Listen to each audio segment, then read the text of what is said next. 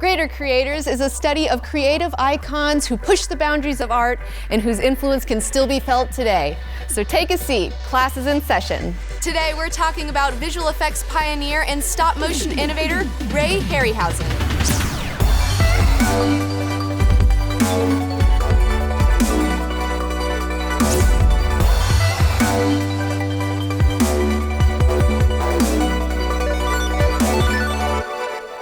Hello class, I'm Comic Book Girl 19 and welcome to Greater Creators. Ray Harryhausen's name is synonymous with stop motion animation. He changed the way the world saw mythical beasts and fantasy warriors on the big screen. From 1953 to 1981, his stop motion animation captured audiences and would influence a generation of filmmakers, artists, and pop culture obsessives.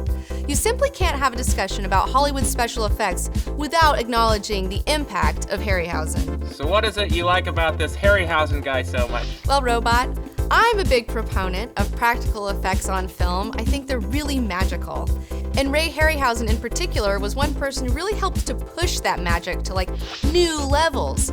He himself was so inspired by King Kong that he ended up making all these amazing films that inspired all of these huge big name directors, and he did all of this from his garage, making these things by hand by himself.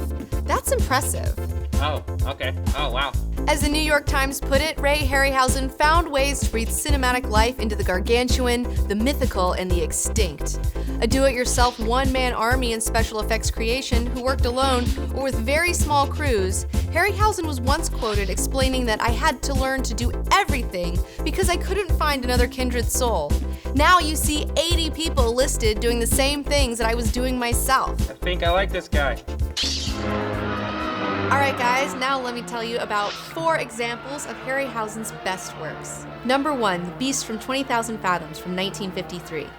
In this story, a dinosaur is accidentally released from its frozen state of hibernation by nuclear bomb testing in the Arctic Circle, who wreaks a path of devastation as it travels southward, where it is finally killed while tearing up Coney Island in New York City. Populations crazed and panicked with fear by its destructive force. Granite and steel would crumble. Soldiers and their weapons would be powerless before the onslaught of the beast. The beast. The beast. The beast from 20,000 fathoms. This film is really special because it kicked off this whole kaiju craze of the 50s where everybody was making these giant monster stories attacking cities. And in fact, this is the film that inspired the producer Danika of Toho Studios to create the legendary film Godzilla. That's right, without Ray Harryhausen, Godzilla might never have been made. The Beast from 20,000 Fathoms was a hit thanks to the real star of the film, Ray's Rhedosaurus, which made Harryhausen the go-to guy for special effects in Hollywood. Lord Klein, get some help, fast!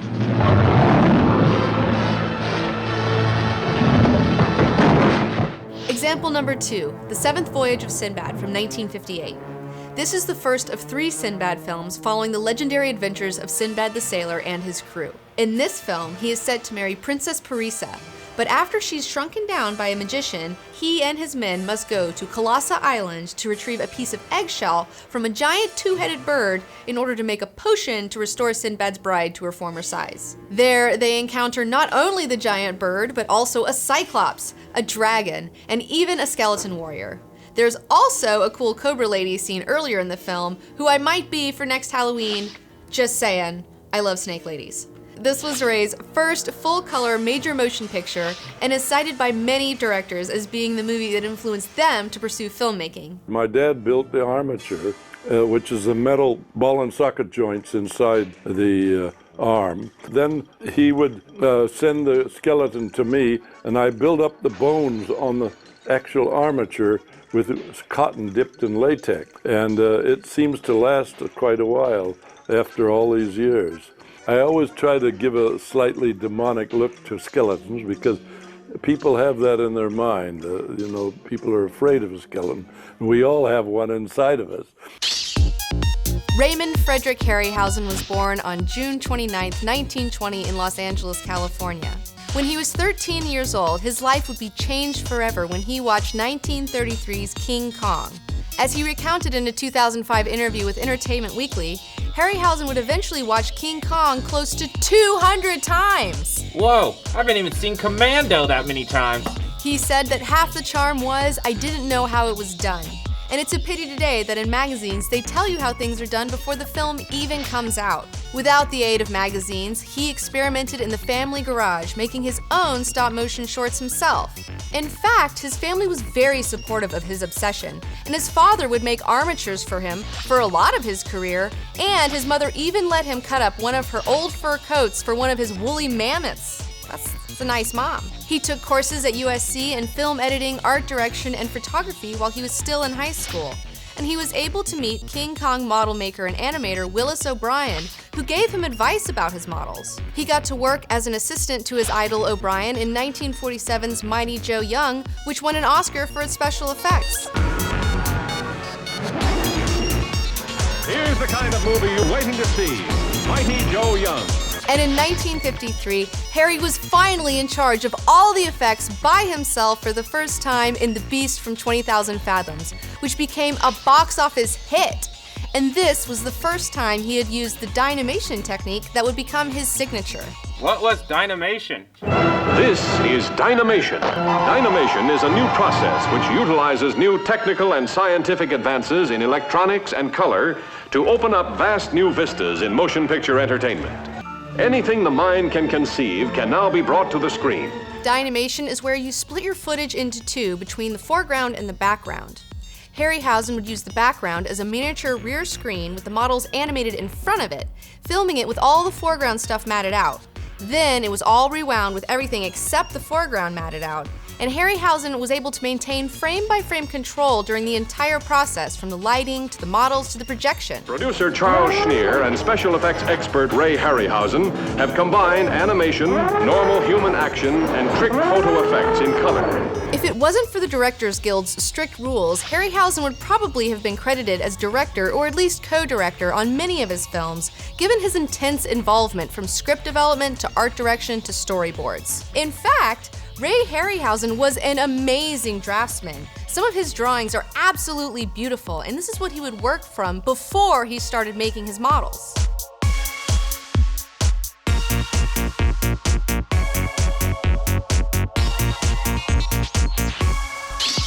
Throughout the 50s, he worked with his new producing partner, Charles H. Schneer, on movies like It Came From Beneath the Sea, Earth vs. Flying Saucers, and 20 Million Miles to Earth.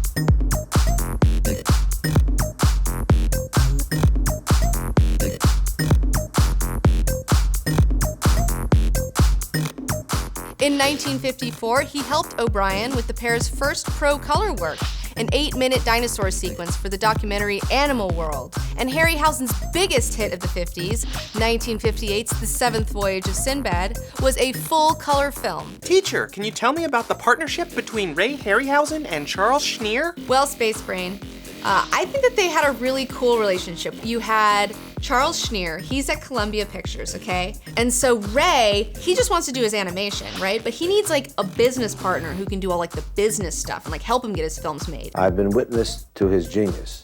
His scenes and his sequences and his delivery have been superb and unmatched, so far as I know, in the annals of the motion picture industry. They form a team, they form this partnership, and essentially what would happen is that they would come up together, they would say, all right, it's okay, Greek mythology, this stuff, we have rights to this, okay? It's like, it's fair use, we can use these things. And so Charles would then take Ray Harryhausen's drawings of the giant monsters that he wanted to create for the film, which always ended up looking exactly like the scenes in the film. Like, it's incredible how much his drawings look like the final version. And then they would take that to the studio at Columbia. Columbia would be like, looks great, guys, make a movie out of it. And then they would get a whole movie made, with Ray essentially being the guiding force behind the whole thing. I mean, Ray would supervise the script, he'd also help figure out locations and things like that, because his films were visual effects films, like the real stars of the show were his effects. And so in order to get it done right, he would kind of have to be behind all of it. And in fact, Ray would come on set and even tell the director like how to direct the actors, which caused a lot of friction between him and the directors usually. But he was like, I don't care, you just need them to look up here because this whole thing that I'm animating isn't gonna work unless the actors look at this one spot just here. Example number 3, Jason and the Argonauts from 1963. This film is based on classic Greek mythology, and in the story we have Jason, who's trying to gain his rightful throne as the king of Thessaly. So he organizes a crew of the best men, including Hercules, to helm the ship the Argo in search of the Golden Fleece. On their voyages, they must overcome a giant bronze statue of Talos, help free a blind man from the torment of a couple of harpies, kill the Hydra protecting the Golden Fleece, as well as the children of the Hydra's teeth, 7 skeleton warriors.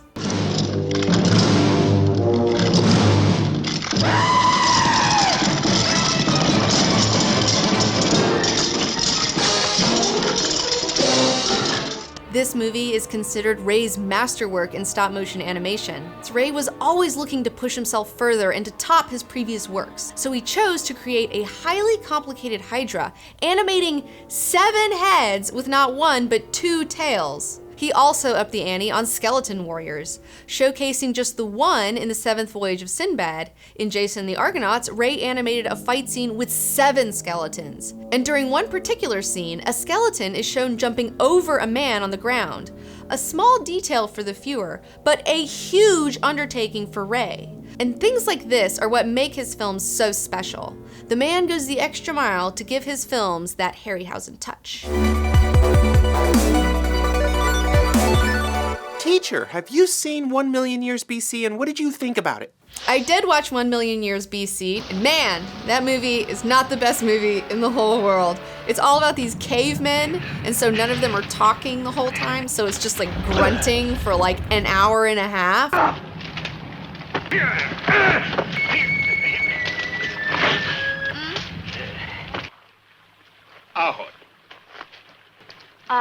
Definitely the best parts of the 1 Million Years B.C. is Ray's Allosaurus, for sure. I mean, there's so many great sequences of his in there.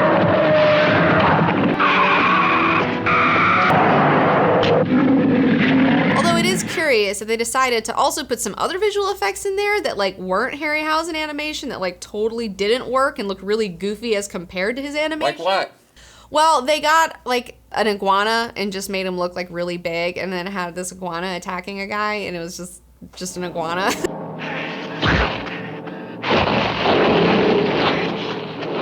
Well, teacher, you haven't said a single thing about the gross historical inaccuracy of having humans and dinosaurs coexisting at the same time. You're right about that, Space Brain. But this is a cheesecake film. I'm pretty sure the only reason this movie got made is because Raquel Welch agreed to run around in a bikini, a little furry bikini, and look hot the whole time. Example number 4, Clash of the Titans from 1981. Another movie based on Greek mythology, a favorite of Ray, features the adventures of Perseus, son of Zeus, who must find a way to save his future bride, Princess Andromeda, from being sacrificed to the Kraken to keep the city of Joppa from being destroyed. Perseus deals with Andromeda's jealous old suitor turned satyr, Calibos, kills the dreaded Medusa, and saves the princess with the help of Bubo, Athena's mechanical owl sent from the gods, and his flying horse Pegasus.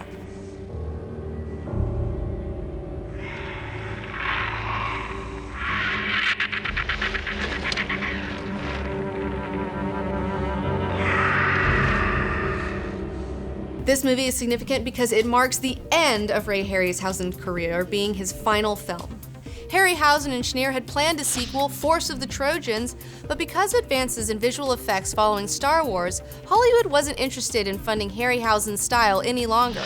So both he and his partner decided to retire. But even though Harryhausen wasn't working on films anymore, he still popped up in movies in cameo appearances, in movies like Spies Like Us and Beverly Hills Cop 3. How does a psycho like that live with himself? Both movies from John Landis, director of American Werewolf in London and Michael Jackson's Thriller video. There's certain movies that really transport people, that you're there. And for 8-year-old me, it was 7th Voyage of Sinbad. He also shows up in the 1998 remake of Mighty Joe Young and did the voice of a polar bear cub in the Will Ferrell Christmas tale, Elf. Bye, guys. Bye, buddy. Bye, buddy. Take care. Bye-bye. In 1986, he co-founded the Ray and Diana Harryhausen Foundation, which promotes and preserves the art of stop-motion animation. Then you put this back, and sometimes you have 2 or 3 of these.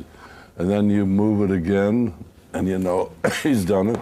And when you get these repeated pictures of still pictures, it gives the illusion of movement. Harryhausen received the Gordon E. Sawyer Award for Technical Achievement at the Academy Awards in 1992. In 2010, John Landis hosted an event honoring Harryhausen on his 90th birthday, where Peter Jackson presented him with a special BAFTA award.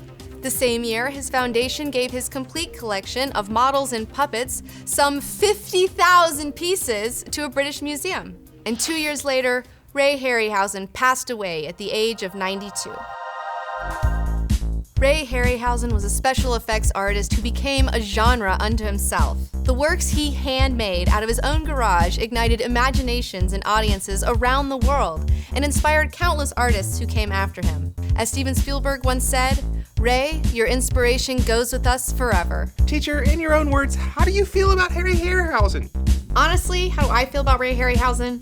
Well, I think this guy was just amazing that he was able to do what he did, okay? Like, he came into the industry in a time where, like, he made the industry work around him versus the other way around. Like, Hollywood doesn't work around anybody, okay? Especially nowadays. And the fact that he was able to pull that off because he was just so good at what he did, and he was like the only guy doing what he did, and the fact that he would just like get all of his animations done in the first take, and because of that, they were just like so alive. Like, it was just like down and dirty stop motion animation. And that is just amazing. It's amazing.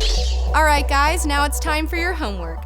Be sure to check out the Harryhausen classic films, The Seventh Voyage of Sinbad, Jason and the Argonauts, and Clash of the Titans. And definitely don't miss the documentary Ray Harryhausen Special Effects Titan, including interviews with the man himself, as well as James Cameron, Steven Spielberg, and John Landis. Join us next time on Greater Creators, where we're going to discuss the works of other amazing creators who influenced generations. Class dismissed.